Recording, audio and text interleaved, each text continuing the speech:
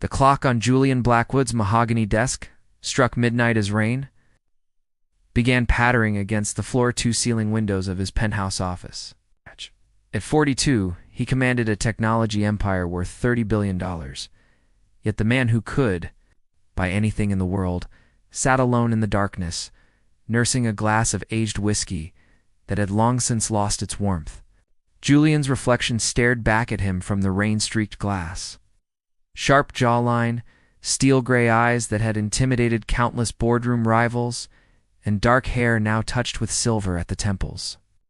He looked every inch the powerful CEO that business magazines loved to feature on their covers, yet behind those calculating eyes lay a profound emptiness that no amount of wealth could fill. His journey to this lonely summit had begun 20 years earlier, when his childhood sweetheart, Patricia Wellmont, had shattered his heart in the cruelest way possible. She had pretended to love him while secretly feeding information about his family's business ventures to their biggest competitor. Betrayal had nearly destroyed his father's company and had taught Julian that trust was a luxury he could never afford again. Since that devastating lesson, Julian had built walls around his heart as impenetrable as the security systems protecting his corporate headquarters. He conducted his life like a military operation, with every relationship calculated for maximum benefit and minimum risk. Business associates respected his brilliance but found him cold. Women were drawn to his power and wealth but left frustrated by his emotional distance. Even his own employees whispered that their CEO was more machine than man. The storm outside intensified, transforming from gentle rain into a fierce tempest that rattled even the reinforced windows of his 40-story building. Lightning illuminated the city below in stark, dramatic flashes, revealing empty streets, where sensible people had sought shelter hours ago. Julian finished his whiskey and prepared to retreat to his equally empty penthouse apartment when his private elevator chimed. "Sir," came the voice of his security chief through the intercom. "There's a situation at the main entrance. A young woman is requesting shelter. She appears to be in distress." Julian frowned. His building's security was legendary. No one reached the main entrance without passing through multiple checkpoints and background verification systems. "Did she get past the perimeter?" "She walked, sir, on foot through the storm. She's soaked to the bone and appears to be experiencing some kind of emergency." Through his window, Julian could see the storm's full fury unleashing itself on the city. Trees bent at impossible angles, debris flew through the air like projectiles, and the rain fell so heavily it looked like a wall of water. No rational person would be outside in such conditions unless they were truly desperate. "What does she want?" "Just shelter, sir. She says she'll wait in the lobby until the storm passes." "She's not asking to come upstairs or to see you personally?" Julian's first instinct was to refuse. His building was not a homeless shelter, and he had learned long ago that allowing strangers into his life only led to complications. Yet something about the situation nagged at him. What kind of emergency would drive someone to brave a storm this dangerous on foot? "Send her away," he said finally. "There are hotels nearby." "Sir, I've checked. The storm has knocked out power to most of the downtown area. The hotels are either closed or full of other displaced people. The flooding has made most roads impassable." Julian closed his eyes and rubbed his temples. His conscience, a voice he had spent years learning to ignore, whispered that turning away someone in genuine need was beneath even his carefully cultivated callousness. His practical mind countered that helping strangers was how people got taken advantage of. "What does she look like?" he asked, hating himself for the question. "Young, maybe late 20s, Hispanic, I think." "She's wearing a chef's uniform under a jacket that's completely soaked through. She has a backpack and appears to be carrying some kind of pastry boxers? A chef?" Julian's curiosity was piqued, despite his better judgment. "She's carrying food in this storm?" "Yes, sir. The boxes are waterlogged, but she's still protecting them. She keeps apologizing for dripping on our marble floors." Something about that detail struck Julian as oddly touching. Here was someone who had braved a dangerous storm while protecting what appeared to be her work, and she was worried about water damage to his lobby. It spoke to a kind of character he rarely encountered in his world of calculated ambition. "Bring her up," he heard himself saying before his rational mind could intervene. "Sir, you heard me. Have her dried off, and bring her to my office, and see if the kitchen staff left any coffee."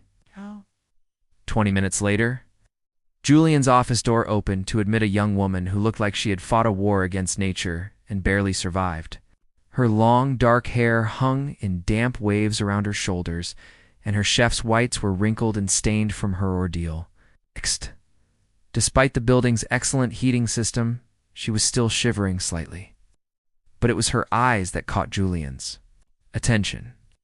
They were warm brown, flecked with gold, and held a combination of gratitude, embarrassment, and fierce determination that he found surprisingly compelling. She stood straight despite her obvious exhaustion, and when she spoke, her voice was clear and steady. "Mr. Blackwood, I'm Sophia Rivera. I can't thank you enough for letting me wait out the storm. I know this is highly unusual, and I promise I'll leave as soon as the weather clears." Julian studied her carefully. She was beautiful, certainly, but not in the polished, artificial way of the women who usually sought his attention. Her beauty was natural, unadorned, and somehow made more striking by her current disheveled state. About her, that his wealth-trained instincts found both refreshing and suspicious. "What were you doing out in this storm, Miss Rivera?" A flush colored her cheeks. "I run a small bakery with my best friend Rosa. We had a late-night catering order for a business event tomorrow morning. I was delivering the final batch of pastries when the storm hit much harder than the weather service predicted. My car broke down about 6 blocks from here, and this was the only building with lights on. You risked your life for pastries?" The question came out harsher than Julian intended, but Sophia's chin lifted slightly. "I risked my life for my business, Mr. Blackwood, for my employees and my customers who depend on me. Some of us don't have the luxury of letting other people down." There was no accusation in her voice, but Julian felt the implicit criticism nonetheless. When was the last time he had personally risked anything for someone who depended on him? When had he ever put himself in danger for anyone other than himself? "I see," he said quietly.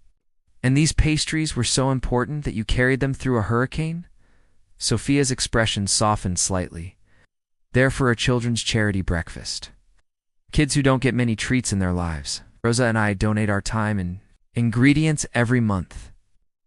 I couldn't bear the thought of those children showing up to plain bagels and coffee because I couldn't handle a little weather." Julian found himself staring at this woman who spoke about disappointing children she had never met as if it were the worst possible fate. In his world, people routinely canceled commitments for far less significant reasons. He himself had skipped charity events simply because he found them boring. "Show me," he said impulsively. "I'm sorry, the pastries? Show me what was worth risking your life for." Sophia hesitated, then reached for her waterlogged backpack, which she carefully extracted. Several small boxes, their cardboard softened by moisture, but still intact. When she opened the first one, Julian saw a collection of miniature fruit tarts that looked like tiny works of art. Each one perfectly crafted despite their harrowing journey. "These are beautiful," he said, and meant it. "Thank you. My passion. I know it might seem silly to someone in your position, but creating something that brings people joy, especially children, it gives my life meaning." Julian looked at this woman who found meaning in feeding strangers, who braved storms for children she had never met, who apologized for dripping on his floors while protecting damaged pastries. She represented everything he had convinced himself didn't exist in the world: authentic goodness without ulterior motive. Outside, the storm raged on, trapping them together in his glass tower. Neither of them knew that this unexpected encounter would challenge everything Julian believed about trust, love, and the price of protecting one's heart. The lonely billionaire was about to discover that sometimes the most dangerous storms were the ones that brought exactly what you needed most. The storm showed no signs of weakening as the night wore on. Julian found himself in the unusual position of hosting an overnight guest in his private penthouse. Something that had never happened in his 20 years of living in this building. He had arranged for Sophia to use one of the guest suites, complete with fresh clothes his assistant had somehow procured at midnight, and a full breakfast spread that would arrive at dawn. Sophia Rivera came from a world Julian barely understood.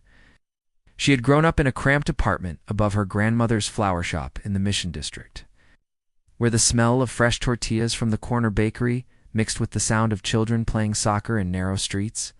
Her parents had worked multiple jobs each, her father as a mechanic and construction worker, her mother cleaning office buildings and taking in sewing work. Despite their financial struggles, Sophia's childhood had been rich with love, laughter, and the kind of community support that money could never buy. When her grandmother taught her to bake traditional Mexican pastries at age 7, it was not just about cooking. It was about preserving family traditions, creating moments of joy, and learning that the most valuable gifts were those made with your own hands.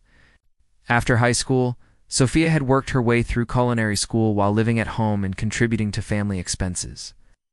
She dreamed of opening her own bakery, not to become wealthy, but to create a gathering place where people could find comfort and connection through food.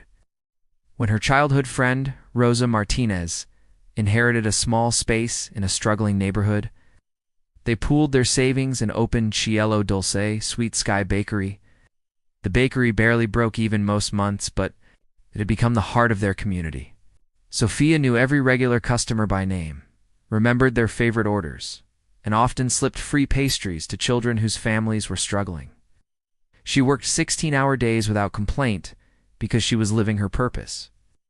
The morning after the storm, Julian woke to find Sophia already awake, standing at his kitchen window watching the sunrise paint the city in shades of gold and pink. She had changed into the simple dress his assistant had provided, and her hair fell in soft waves around her shoulders. There was something peaceful about her presence that Julian found both calming and unsettling. "I should call Rosa," she said, softly when she noticed him. "She'll be worried sick. I need to check on the bakery to see if the storm caused any damage." Julian poured himself coffee from the machine that had automatically prepared a perfect cup at exactly 7 o'clock. The phone lines are still down in most of the city. The storm knocked out several cell towers. Sophia's face filled with concern. "I have to get back. Today is Saturday, our busiest day.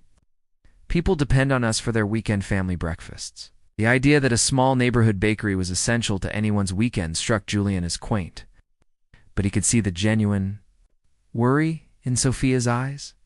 In his world, businesses were numbers on spreadsheets, profit margins, and market shares. In hers, a business was a responsibility to real people with real needs. "The roads are flooded," he said gently. "Emergency services are recommending that everyone stay indoors until afternoon at least." Julian watched Sophia process this information, saw her shoulders slump slightly before she straightened them with visible determination. She was trapped in his world for at least another day. He found himself hoping the cleanup would take longer than expected. They spent the morning in an oddly comfortable routine. Sophia insisted on making breakfast despite having access to a staff that could have prepared anything she desired. She moved through his state-of-the-art kitchen with natural grace, creating fluffy pancakes and perfectly seasoned scrambled eggs while humming quietly to herself. "You don't have to cook for me," Julian said, though he made no move to stop her. "I like cooking," Sophia replied, flipping a pancake with practiced ease. "Besides, you've been incredibly kind to me. This is the least I can do." Julian could not remember the last time someone had called him kind, respected, feared, admired. For his business acumen, certainly, but kind was not a word associated with his reputation. Yet Sophia said it as if it were simply a fact, not a compliment designed to gain favor. As they ate breakfast together at his dining table, Julian found himself asking questions he normally never bothered with. Where had she learned to bake? What made her choose such a difficult profession? Now, what does she dream about for the future? Sophia answered, with the same openness she seemed to approach everything. She spoke about her grandmother's patient lessons, about the satisfaction of seeing a child's face light up when tasting a perfect cookie. It's about her hope of eventually opening a culinary school for underprivileged kids. "What about you?" Asked eventually, "What made you choose technology?" Julian paused, his fork halfway to his mouth. No one had asked him that question in years. Business journalists wanted to know about his strategies and his wealth. Board members wanted to know about quarterly projections, but no one asked about the passion that had once driven him. "I wanted to solve problems," he said finally. When I was young, I believed technology could make the world more efficient, more connected. I thought if I could build the right systems, I could eliminate the uncertainty that makes life so unpredictable. And did you? Eliminate the uncertainty? Julian looked around his perfectly controlled environment, where every system was automated, every contingency planned for, every risk calculated and minimized. I suppose I did, in my own life at least. But are you happy? The question hung in the air between them like a challenge. Julian had spent so many years defining success in terms of growth, market dominance, and financial returns that he had forgotten happiness was supposed to be the ultimate goal. Was he happy? The honest answer was that he had not thought about happiness in so long. He was not sure he would recognize it anymore. Happiness is a luxury, he said carefully. Survival requires focus. Sophia studied his face with those perceptive brown eyes. Maybe, she said softly. But what's the point of surviving if you're not really living? That afternoon, as they waited for the roads to clear, Julian found himself showing Sophia parts of his world he had never shared with anyone. His private library filled with first-edition books on mathematics and philosophy. His workshop, where he still built electronic devices by hand, a hobby left over from his youth. His rooftop garden where he grew vegetables he rarely bothered to harvest. Sophia listened and asked thoughtful questions, never seeming impressed by the monetary value of his possessions, but genuinely interested in the stories behind them. When she discovered his vegetable garden, her face lit up with delight. "These tomatoes are beautiful," she said, kneeling to examine the plants. "You could make the most amazing sauce with these. I usually just have the staff clear them when they get overripe," Julian admitted. Sophia looked at him with something close to horror. "You throw them away, Julian? These are perfect. With vegetables this fresh, you could create meals that would make people weep with joy." That evening, Sophia convinced Julian to help her prepare dinner using produce from his own garden. She guided his hands as he chopped vegetables, corrected his technique with gentle patience, and gradually transformed his sterile kitchen into something warm and alive with the sounds and smells of real cooking. As they worked side by side, their hands occasionally brushing as they reached for the same utensil, Julian felt something awakening in his chest that he had thought was permanently dead. It was not just attraction, though. Sophia's beauty and grace certainly affected him.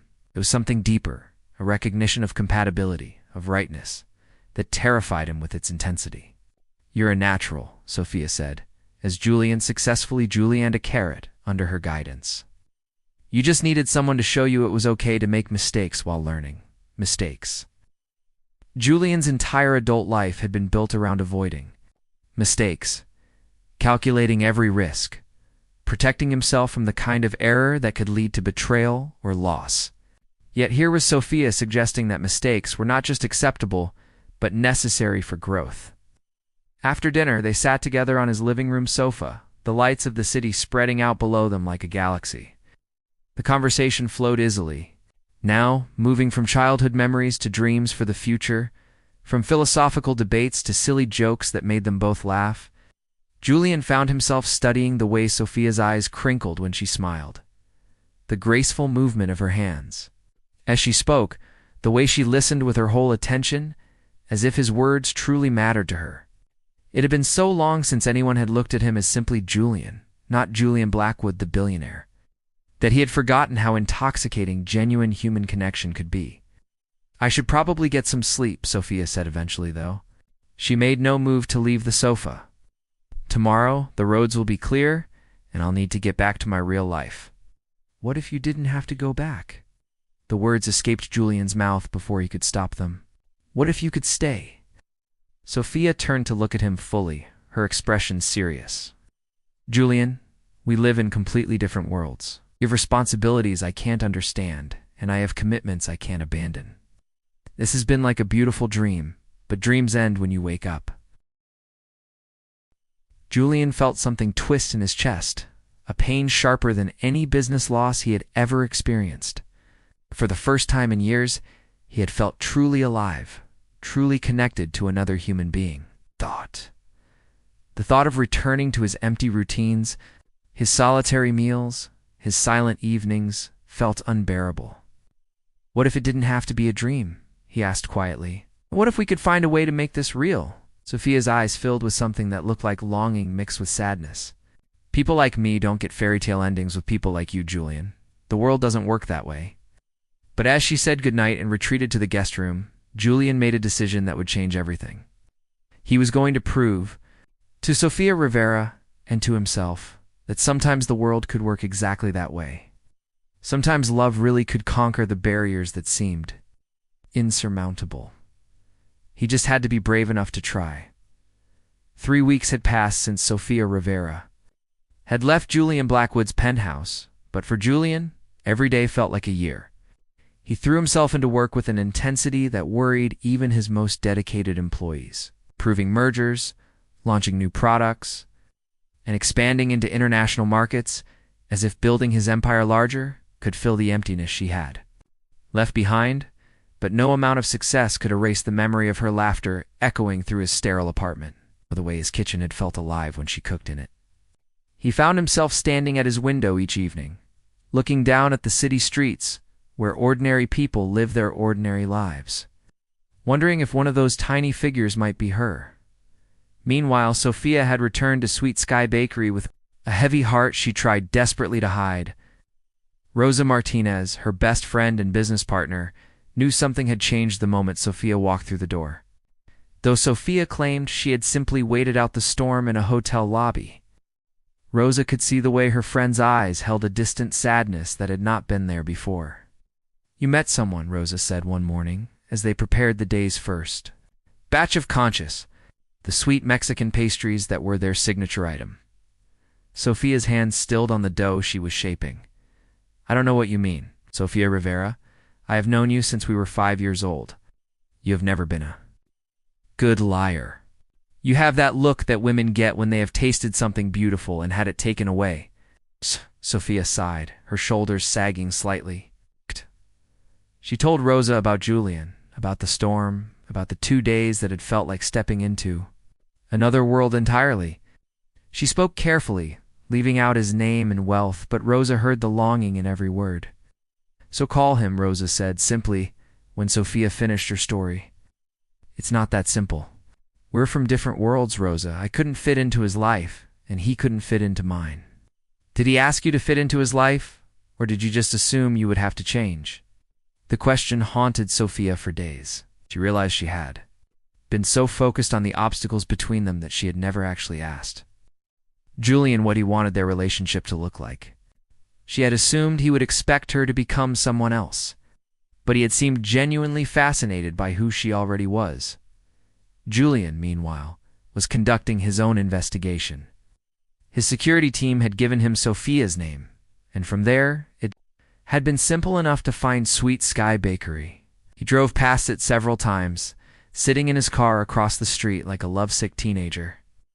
Watching her through the windows as she worked, he saw her joy as she interacted with customers, the care she took with each pastry, the way children's faces lit up when she handed them special treats. He witnessed the obvious love between her and Rosa, the easy friendship with their regular customers, the genuine community she had built around her small business. It was during one of these observation sessions that Julian first encountered Helena Blackwood, his mother, though not by choice. Helena had a talent for appearing wherever she was least wanted, and she had been monitoring her son's unusual behavior through the network of contacts she maintained throughout the city. Julian, she said, sliding into the passenger seat of his car without invitation, we need to talk. Helena Blackwood was a formidable woman who had built her reputation on social climbing and strategic alliances. At 65, she remained elegant and sharp-tongued, with silver hair pulled into a perfect chignon and eyes that missed nothing. She had married Julian's father for his money and had spent 40 years perfecting the art of maintaining upper class appearances. What are you doing here, mother? Saving you from making the biggest mistake of your life, Helena replied crisply. I know about the girl, Julian, the little baker, who has apparently bewitched you during a moment of weakness. Julian's jaw tightened. Sofia is not a mistake. Sofia, Helena repeated, as if testing the name's suitability. How quaint. Julian, I have spent decades building our family's reputation. I will not allow you to destroy it for some infatuation with a woman who bakes cookies for a living. She creates joy, Julian said quietly, something you have never understood. Helena's eyes flashed dangerously. Joy does not preserve family legacies, Julian. Strategic marriages do. Proper alliances do. That woman cannot help your business. Empire cannot move in our social circles, cannot produce children who will maintain our family's standing. She is a liability. Get out of my car. I will not stand by and watch you throw away everything your father and I built for you. Everything you built was a prison, Julian said, his voice rising. I have spent 20 years living exactly the life you've planned for me, and I have been miserable every single day. Sophia makes me feel human again. Helena studied her son's face and realized that reason would not work. She had one more weapon in her arsenal, one she had hoped not to use. If you pursue this relationship, I will make sure that woman's little business is destroyed. Health inspections, tax audits, permit reviews. I have contacts everywhere, Julian. She will lose everything, and it will be your fault. The threat hit Julian like a physical blow. He knew his mother well enough to understand she was not bluffing.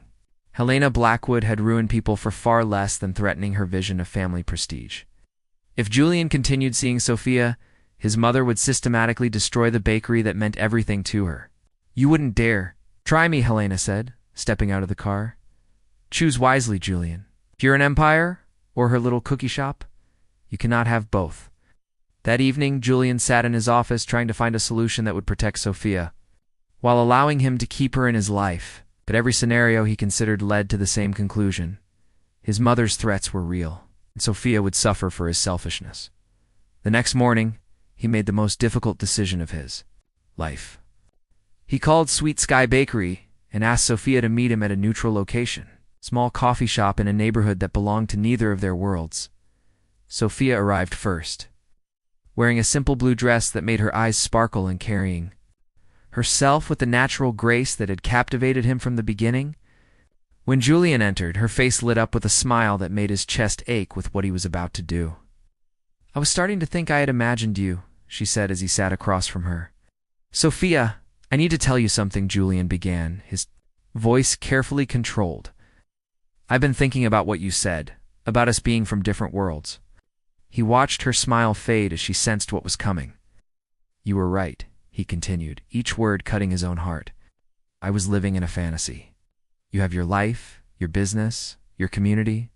I have mine. Trying to force them together would only hurt us both. Sophia sat perfectly still, but Julian could see the pain flickering in her eyes. I see, she said quietly. So that's it then. The dream is over. It has to be. Did someone threaten you? She asked suddenly, her voice sharp with intuition. Your family, your business associates. Did someone make you choose? Julian wanted desperately to tell her the truth, to explain about his mother's threats, to ask her to run away with him somewhere Helena could not reach them. Instead, he hardened his expression and lied. No one made me choose, Sophia. I simply realized that what we had was not worth the complications it would create. The words hung between them like poison. Sophia nodded once, stood gracefully, and walked away without looking back. Julian sat alone at the small table, watching through the window as she disappeared into the crowd, knowing he had just destroyed the best thing that had ever happened to him. But Julian Blackwood had not built a $30 billion empire by accepting defeat. As he drove back to his office, his mind was already working on a different plan. If he could not protect Sophia by staying away from her, he would protect her by removing the threat entirely. Helena Blackwood was about to learn that her son had inherited more than just his father's business acumen. He had also inherited his capacity for ruthless determination when fighting. For what mattered most, the war for his happiness was just beginning, and Julian intended to win. Over the next week, Julian worked with surgical precision to dismantle his mother's network of influence. He bought the buildings that housed her favorite restaurants and charitable organizations. He acquired the companies owned by her social circle's husbands. He systematically removed every tool she could use to hurt Sophia by making them dependent on his goodwill instead. Helena realized what was happening when her country club membership was suddenly revoked due to financial irregularities that traced back to Julian's corporate maneuvering. She called him. Her voice was tight with fury. "What do you think you're doing?" "Playing by your rules, mother," Julian replied calmly. "You taught me that power is the only currency that matters. You wanted to destroy Sophia's business to control me. I'm destroying your social standing to free myself. You cannot cut me out of your life, Julian. I am your mother. Stop being my mother the moment you threaten the woman I love. From now on, you are simply a shareholder in my companies. Nothing more." Helena's voice cracked slightly. "She will never fit into your world, Julian. You cannot change the way society works, and I'll change my world instead." The next morning, Julian drove to Sweet Sky Bakery and walked through the front door for the first time. The small space was warm and inviting, filled with the scent of cinnamon and vanilla, the sound of quiet conversation, and gentle laughter. Several customers looked up curiously at the impeccably dressed man who seemed so out of place among the modest tables and hand-painted walls. Sophia emerged from the kitchen carrying a tray of fresh pastries, and when she saw Julian, the tray nearly slipped from her hands. Rosa quickly took it from her, whispering, "I'll handle the front. Go talk to him." They stepped into the small office behind the kitchen, barely large enough for both of them to stand without touching. Sophia crossed her arms defensively, but Julian could see the hope she was trying to hide. "Are you here?" "Because I lied to you," Julian said simply. "My mother threatened to destroy your business if I continued seeing you. I thought staying away would protect you, but I realized I was just being a coward again." Sophia's expression shifted from hurt to understanding to anger. "So you decided for both of us? You made the choice without even telling me what we were fighting against." "Yes, and I was wrong. I've spent my whole life letting fear make my decisions. Fear of being hurt, fear of being vulnerable, fear of losing control. But losing you hurts worse than anything I was afraid of. What's different now?" Julian reached into his jacket and pulled out a thick folder of legal documents. "I neutralized the threat. My mother no longer has the power to hurt you or your business. But more importantly, I realized something about the different worlds we come from." He stepped closer, close enough that she could see the sincerity in his eyes. "You were worried that you could not fit into my world, and I was afraid you would not want to. But we were both thinking about it wrong. I don't want you to fit into my world, Sophia. I want to build a new world with you, one where we can both be ourselves." Sophia searched his face, looking for any sign of deception or manipulation. All she found was raw honesty and a vulnerability that took her breath away. "What are you saying?" "I'm saying I love you," Julian said, his voice steady despite the magnitude of the words. "I love your passion, your kindness, your strength, your ability to find joy in simple things. I love the way you see the world, and I want to learn to see it that way too, Julian.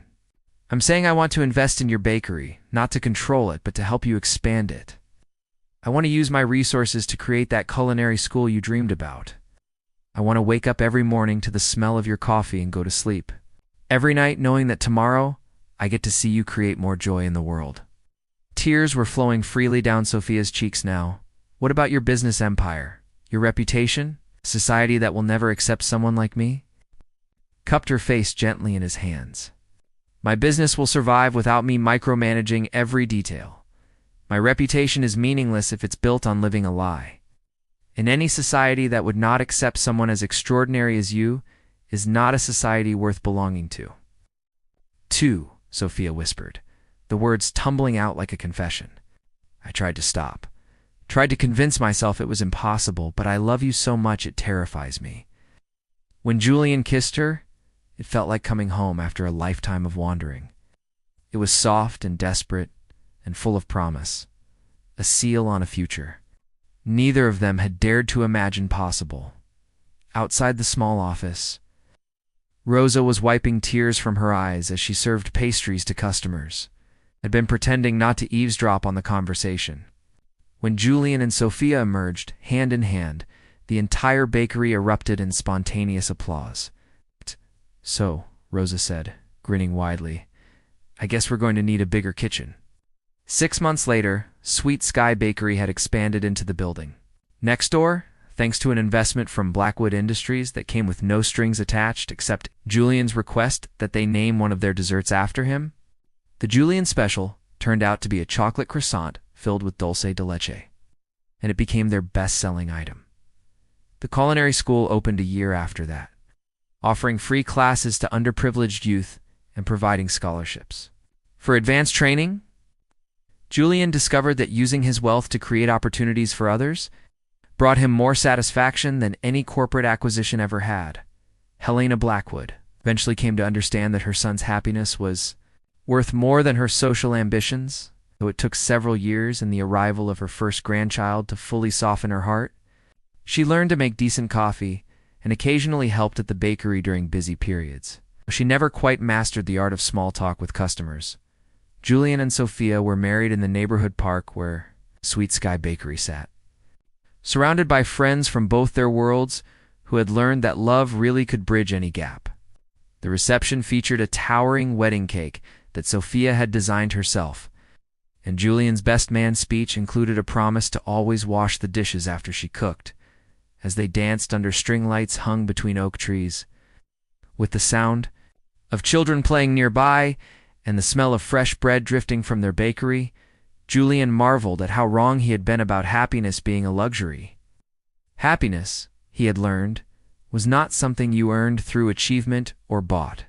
With money, happiness was something you created, one small act of love at a time with the right person by your side. And sometimes, if you were very lucky, it came knocking on your door during a storm. Carrying waterlogged pastries and a heart brave, enough to love without conditions, the lonely billionaire had finally learned that the most valuable empire was not built of glass and steel, but of shared dreams, daily kindnesses, and the courage to choose love over fear again and again for the rest of his life.